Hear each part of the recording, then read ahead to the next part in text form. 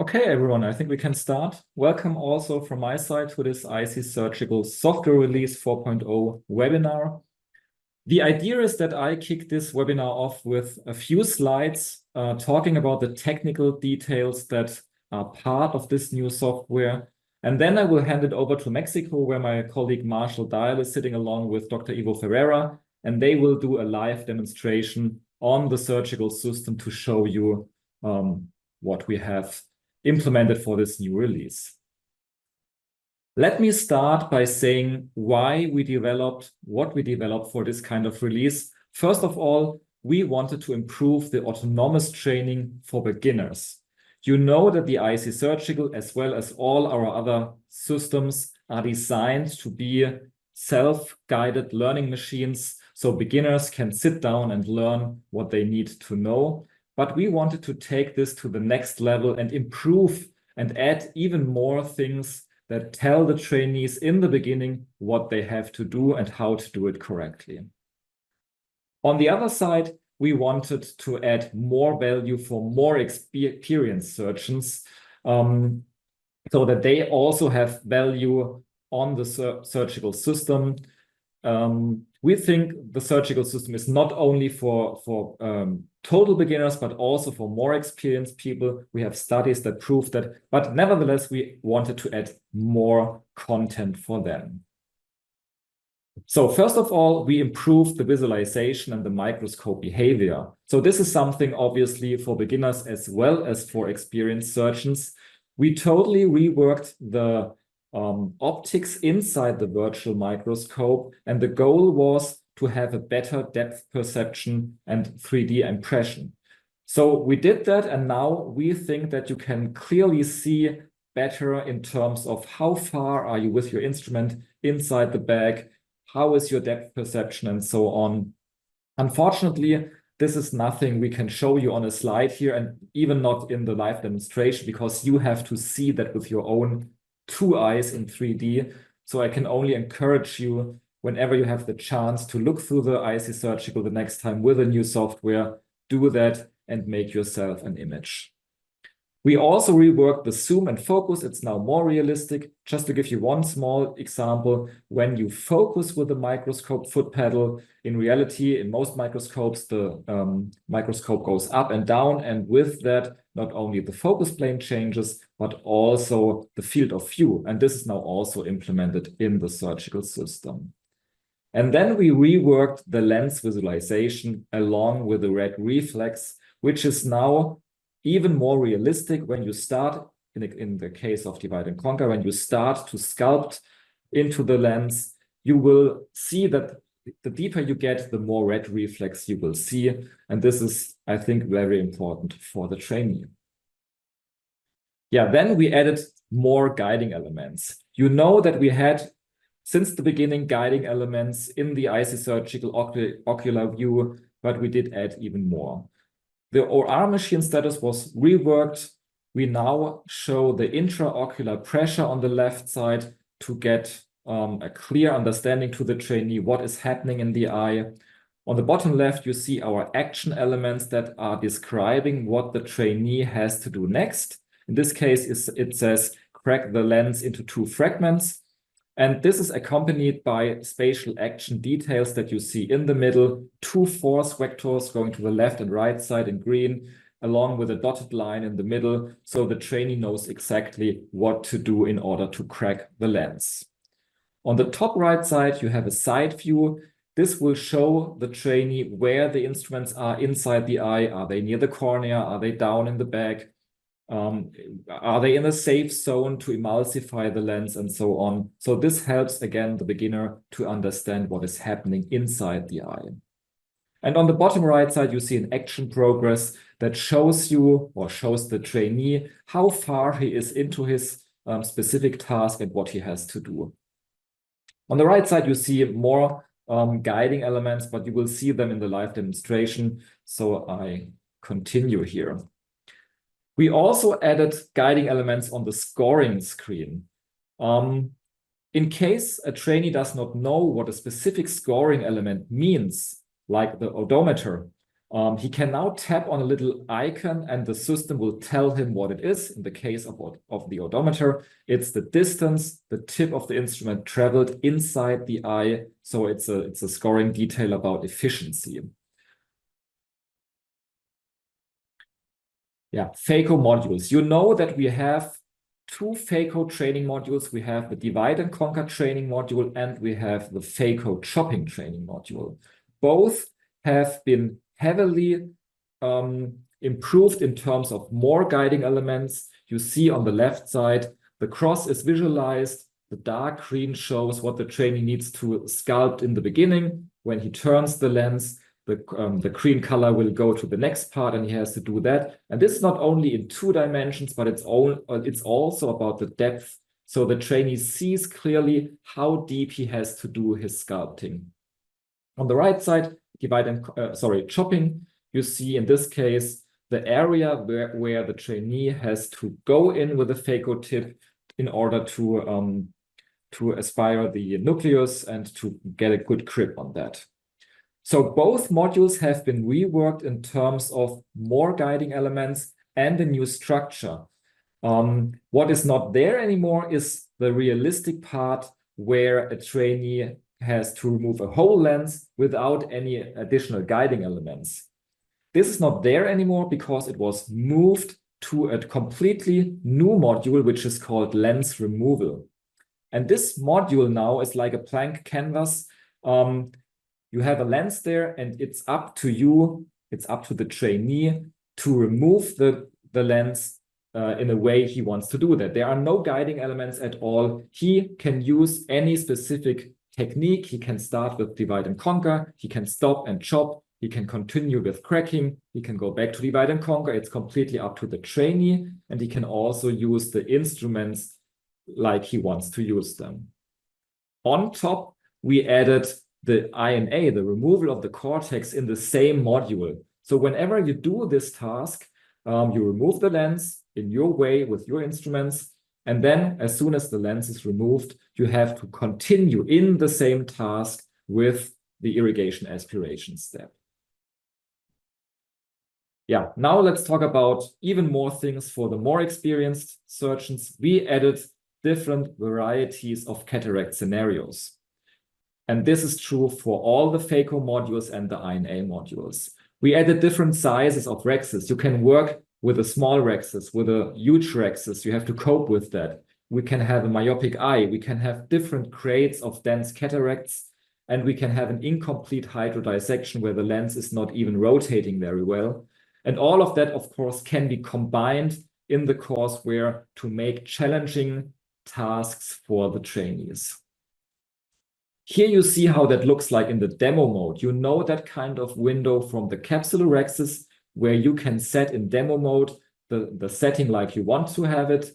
So this is also true, but even more important than that is, and please don't forget that, those tasks and those specific varieties of cataract scenarios are incorporated into the courseware. So a normal trainee doesn't have to select what he wants to train right now. He goes through the structured courseware and he will encounter a mixture of those variety in Cat B, C, and D, and he has to learn to cope with them. Yeah, let's continue with some smaller changes. We added level descriptions instead of numbers. So you see here that a task is now not showing the level number anymore, but simply a short explanation on what it is. For the anti-tremor here, it says guide a sphere clockwise, so it's easier to understand. We added more chopping instruments in the 4.0 software. We changed the OR machine that it keeps its setting. This means the trainee is now even more responsible to set the correct setting in the OR machine. When he starts a module, it does not necessarily start with the correct OR machine setting, but he is responsible to understand the OR machine and to set it up correctly. Yeah, we renamed the group into courseware. This already started in the software 3.10, but now it's consistently throughout the software. Just to recap, now you have, if you create an account, you have the role. An account can either be an administrator account, it can be a demo account, or it can be a trainee account. And only in the case of a trainee account, you have to select the training content, the courseware, which is either our standard and default courseware, Eyesi courseware 2.10, or a custom courseware. And we also moved the challenge course to start in Cat C, not in Cat B anymore. The idea behind that is we only start with a challenge course when a trainee encountered all the tasks that he needs within this challenge course. And with that, I would like to hand it over to Mexico, where Marshall and Ivo are already waiting for us.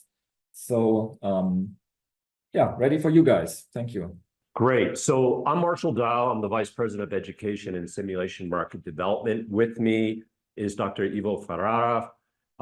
He is the co-founder of Oftalmo University, one of the most progressive, independent ophthalmic education institutions in the world, and a key partner for us in the development of this watershed breakthrough software that we call version 4.0. I'm going to tell you that what this can do now is a resident ophthalmologist or a fellow who has done 150 cataract surgeries, they're not a finished ophthalmologist. They're still in very early stages of their development. We now have appropriate surgical training content that is perfect. Simulation is about continuous improvement in surgery. So if you think about, in most countries, ophthalmology training is 3 years. We have appropriate content for the first year, the second year, and the third year. So your message is simulation is about continuous improvement in surgery.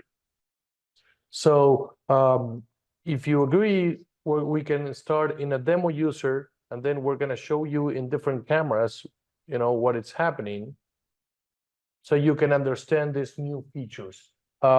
When you go to the demo user, this is something also you can talk to Florian, you're going to see, like he said correctly, a new surgical training feature that is called lens removal. Lens removal, in my opinion, it's absolutely amazing. Why? Because now it's going to give you the freedom. You're not going to have guidance, and it's going to give you the freedom to choose your surgical technique. And that's something we didn't have in the past. People will have to do divide and conquer or phaco chop, but now they can do all the techniques they want in the same lens. I think that's something, right, Marshall? Very powerful that people were asking for. What you now have is unlimited variations in cataract surgery. And why is that important? Because when you have, as Florian called it so appropriately, this blank canvas, and it's not the same simulation over and over and over again. So at a certain point, it's like going to the gym. If I do the same exercise with weights every day, my body goes, oh, I know what I'm doing. And you there's a benefit, but you're not really advancing as much as you can to become strong. It's when you vary the tasks in a simulation, the brain has to get turned on and go, oh, this is different than last time. And you now have to think your way through the problem. So the simulator, because of greater realism, fidelity, and the almost limitless variations in cataract surgery, promote critical thinking. And that's why this is now about continuous improvement in surgery. So right now, Dr. Ferreira is beginning the case. Yes, let me say another important thing that Florian talked about, but I wanna, and Marshall, look, tell them how many second instruments do I have? Just press the, look at that. I have at least, and then we're gonna show it in another camera. I have 10 second instruments to choose from. And that's so powerful, and that's something they didn't have in the past, okay? Again, so many things I can tell you from exactly what I'm doing. In this case, I'm doing sculpting. To do sculpt is one of the techniques in which I do a trench in order to then crack the lens and remove it. What I did now is I chose to have a hard cataract. So the machine is basically giving me feedback. Look at this, that I need more ultrasound. Okay, I need to change my settings in order to perform it correctly. That's critical thinking. for a surgeon. So you're going to have multiple densities of the cataract lens, which require you to stop if you go, oh my God, the phaco is not working. Well, why? Go to the phaco machine. Think about, I need more ultrasound. Let me also tell something that Florian said perfectly, and it's visualization.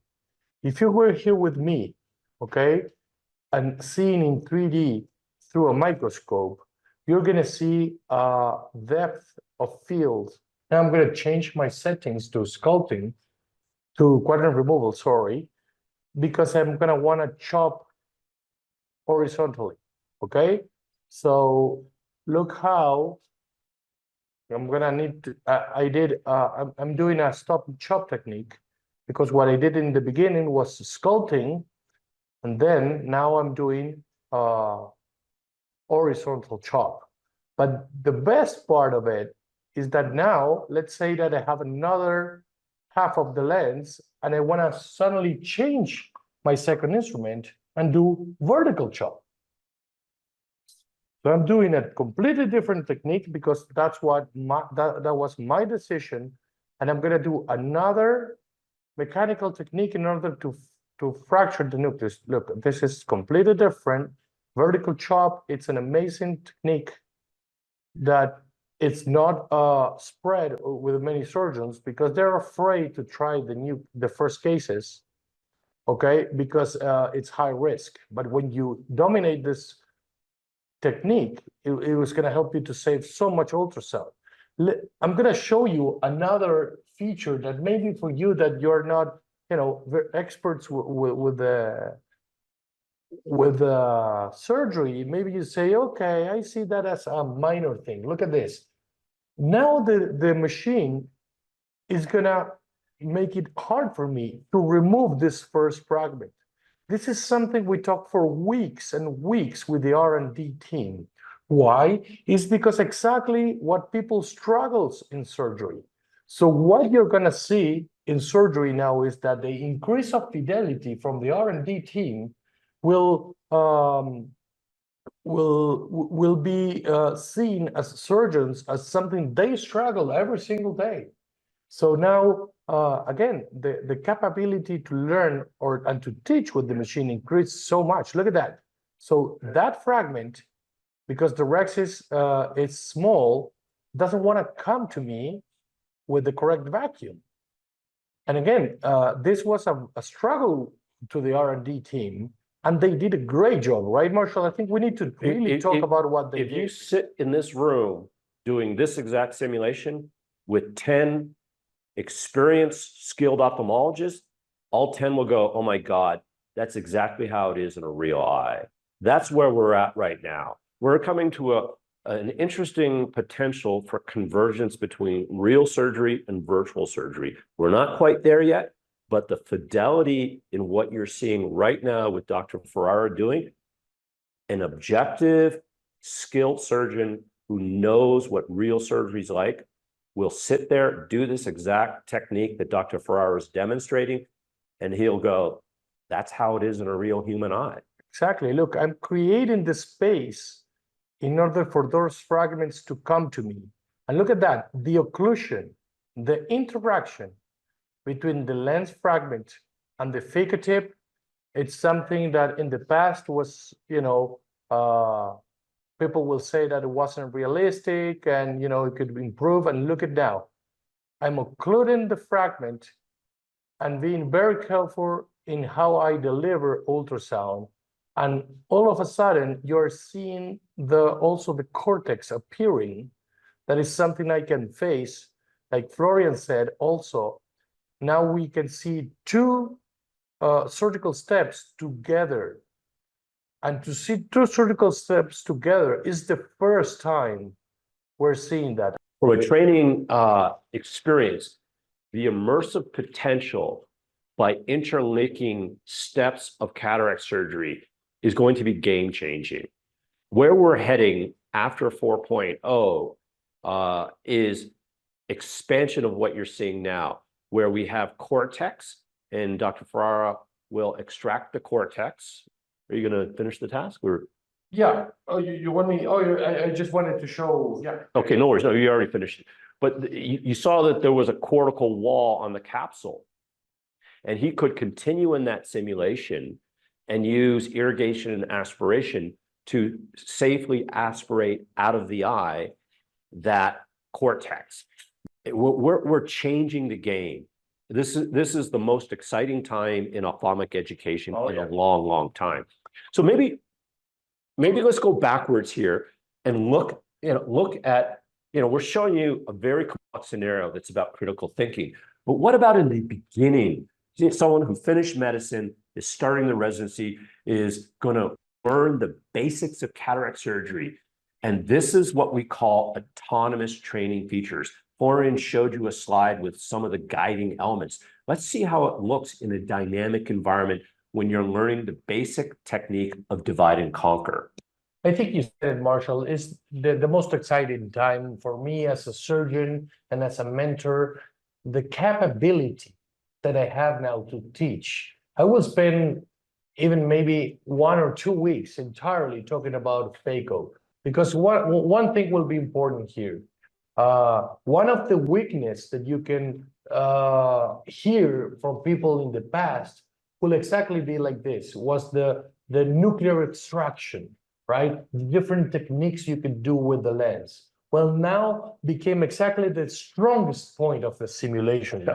And again, think about it. Like Marshall said, what I did in the beginning, it was the most complex thing with no guidance, with a total freedom. But let's say that somebody comes to us, wanting to learn this complexity, because if you could see me here, I'm pretty sure you know this is not easy. This looks easy when you see somebody who is trained, but then when you see somebody in the beginning, you see them struggle a lot. So what you're going to see now is like, look at this image, then the power of it. You're going to see a hard cataract stained with a trypan blue. But in my mind, I can see in the upper left corner, the 3 steps that I can do with my right foot, with the foot pedal, right? Irrigation, aspiration, ultrasound. Then in the back, you're going to see the IOP, which is also so important because that's the future of phaco-dynamics. So the machine is prepared for the future of the new phaco machines to control the IOP. Then in the upper right corner, you're going to see a side view that is going to be so powerful for me in my mind in order to create this mental image of what the anterior chamber looks like.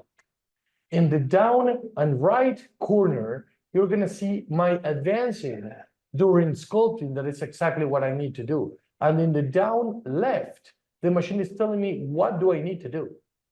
Okay, so in this case, listen how powerful it is. The machine is telling me, okay, you're going to sculpt. You need to select the preset. Okay, so I go back to the screen right here. Then we can show the screen if you guys want. I open my OR machine. And then I need to think. I need to have the critical thinking in order to face this cataract, which is hard. So I'm probably what I'm going to do is I'm going to increase the power of ultrasound. I'm going to have it in continuous mode. Okay, so I'm going to have it continuous and high power because I want to sculpt with ease and not traction the sonula.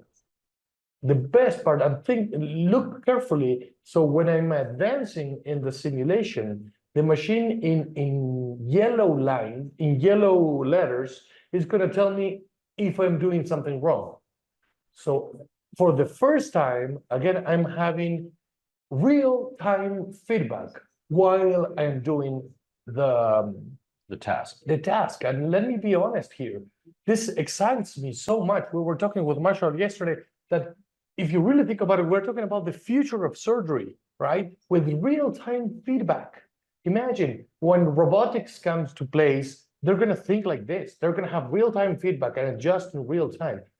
This is the first time you're going to see this in your lives. So when you see a mistake, I'm going to point it out because there's a lot on the screen. So in the beginning, you might not be able to pick up on some of these autonomous features because they happen in real time.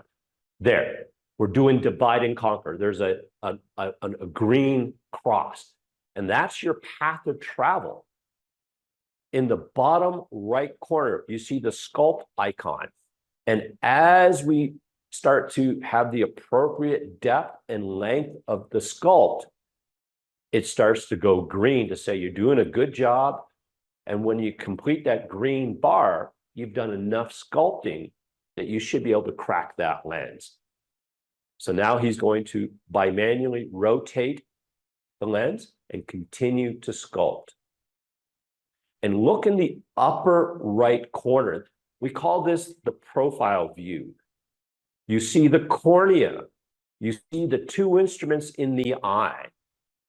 And you see that white trace line that's almost like a cup. And that's the recommended area to sculpt within. I want to do, but it's not saying. Okay, here, look. Okay. Look. You see the yellow text? The yellow text. In the bottom left, when there's a mistake. Let's say you stay in position 3 as you're coming back. That's another mistake. There's another mistake. You see? So again, it's incredible how the machine, it's guiding me. Now I'm doing the cracking. But the best part, let's do it again. What I'm trying to say here, it's incredible how now I have an exact guide of what do I need to do. Then I have real-time feedback. And, how important this is for autonomous training that we were talking about. In the absence of a surgical teacher, a resident practicing on the simulator has all these guiding features that help them understand why they want to do something in a specific way.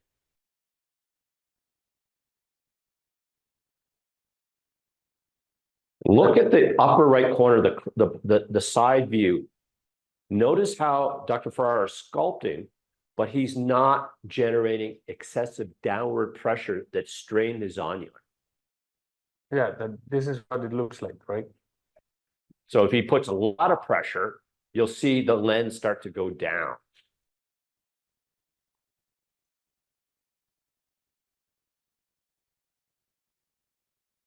You notice in the upper left where he's in sculpt, he's in continuous irrigation, so it stays blue. And as he pushes down on the phaco pedal, aspiration, now it's telling him, you see those arrows pointing outward? It's saying, now you want to crack.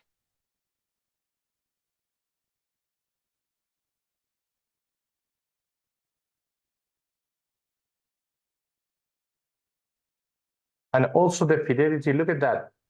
It's a hard cataract. And also it's, for me, challenging in order to crack it 100%, especially in the center. Because as we know, hard cataracts can be, not easy to crack in the back. Look at that.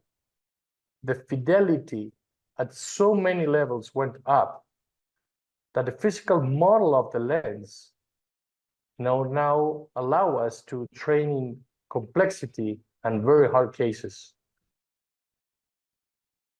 Also with new techniques. So now I'm sculpting and the machine is telling me, okay, go to quadrant removal. So change your settings in the machine in order to be able to extract the lens. And this is, look at this. This is something this is probably the first time everybody's going to see it. And you can see how I'm going to grab a fragment that is going to become white. And the machine is going to guide me with colors if I'm in what we call the safety zone. We need a zone in order to deliver ultrasound. If I'm upper, it's going to turn red because this is bad for the endothelium. And if I'm too low, again, I'm close to the posterior capsule. So I need to be in the safety zone in order for that fragment to become green. And think about it, what we want to teach to novice surgeons is to how to think, how to make decisions, how to deliver ultrasound, which is the place to deliver ultrasound. So all these augmented reality features are going to be so important in order for them to make good decisions, right, Marco? 100%. So not only does the lens piece go green, look at the upper right corner, the side profile. Let's make a mistake. Look. Oh, he tore the capsule. You see? And look at the side profile. You'll see where the phaco tip was, and you'll see the tear. Yeah, So look at that. Look how deep the phaco tip is. No, look at the fragment, right? The fragment went to the retina now, and you can see it below the level of the. So the realism, it's impressive. Does the simulator call the retina surgeon on it? I think the autonomous training features are incredible because now in real time, people can see what do I need to do, what I'm doing wrong, what is my feedback, do it again and again and again and again. I think the great variation of scenarios, Rodrigo, come to us and let us show the variation of scenarios. With the camera pointed at the screen, please.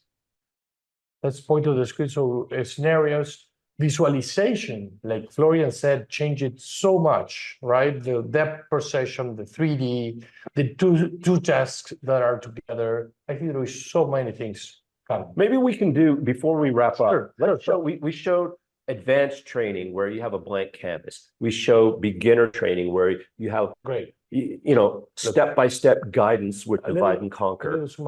Just let me do that so I don't forget.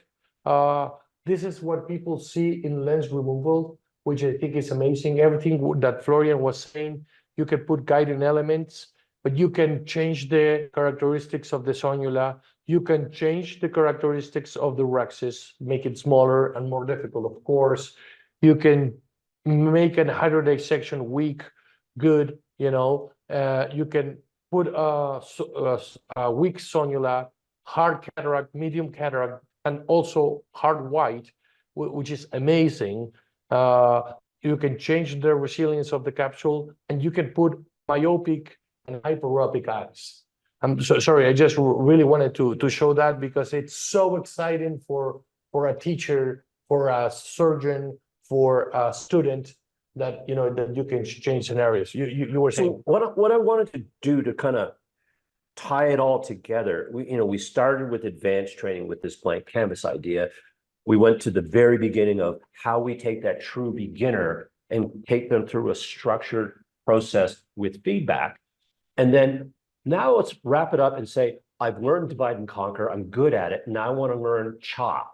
What kind of guiding features are available to help someone who's done 50 phacos and now they want to get into a little bit more sophisticated type of training, and I want to start to learn how to do stop and chop, which typically is the next progression for a cataract surgeon. Good, let's do it. Again, phaco chop, we look at that. Now you have 10 different scenarios to learn chop, and you have vertical chop, you have horizontal chop, and also you can have a stop and chop. Full stop and chop, which is amazing. Again, the first time that a simulator has the capability, like in this case, to show to give you a stop and chop platform, different scenarios. So let's do what would you want me to do? You want me to do both? I'd like to see a stop and chop with guiding elements. Okay. Let's do a full surgical step. Whether with horizontal or vertical, which one would you like? Horizontal. Horizontal.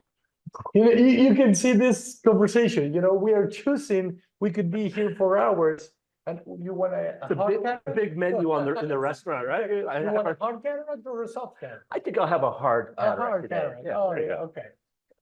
Let's do it. This is amazing. Seriously, this is, I think, one of the most important value propositions now of the machine. So.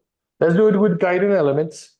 The first thing that the machine is going to guide me. And then again, I can choose from so many different second instruments.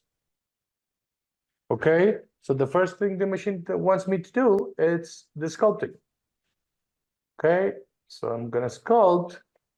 Like you saw before, the green line is guiding me not only in how far do I need to go, but also how deep. That is why it's disappearing, but I'm also seeing the side view if I have a correct depth of that trench. When the depth is correct, the machine is already telling me, okay, you're able to crack. So go there and crack the nipples. So I'm cracking, and everything you look at me looks easy, right? But this is not easy. Again, even to correct the nucleus has so many, changes in your movements and everything. Okay, now the machine is saying, good, you did correct the nucleus. Now you have this white zone in order to go and do the holding. So it's telling you the white area that you're seeing, that's the nucleus. You need to bore into it with your phaco tip. When I go to the nucleus and it turns green and I have a high vacuum, then this line is going to appear. Also, it's telling me, about the position of my second instrument that needs to be vertical rather than horizontal. And when it's vertical, I'm going to go to the periphery. And this is a 3D movement that I need to come to the phaco tip. I need to go down, and when they're together, I need to separate. Again, that's a movement that looks easy, but it's extremely difficult. And people, I would say, need at least between 50 to 100 cases in order to dominate this. This is a 3D movement. You need a lot of precision and finesse in order to do it. Look, I go, I come, I go deep, and then I crack. Pa! Looks easy, right? So next meeting, I'm gonna grab them and make them do it. So all the things that make phaco chop hard to learn in the beginning, there's two things that play here. You need to have the right phaco pedal behavior. So you need to phaco into the lens and then go back to position 2, so you no longer have ultrasound, but a high vacuum holding that lens on the phaco tip. And then the second thing, if you don't have the right technique with the chopper, you're never going to be successful doing phaco chop. And these autonomous guiding features teach all these key critical elements. And again, you're seeing he's phacoing the lens, and it's in the safe zone, so the lens piece is green. And look how the fragment comes to me. It's incredible how the fragment comes to me and the interaction. Remember that everything is about decision-making in surgery in a very dynamic environment. And that's exactly the new software brings. This new fidelity in which all the structures are, connecting with one another in a way that happens also in surgery. That is why I'm able to teach much better. So a passionate teacher with a motivated student and unlimited variations without risk creates the perfect storm for accelerating skill development in cataract surgery.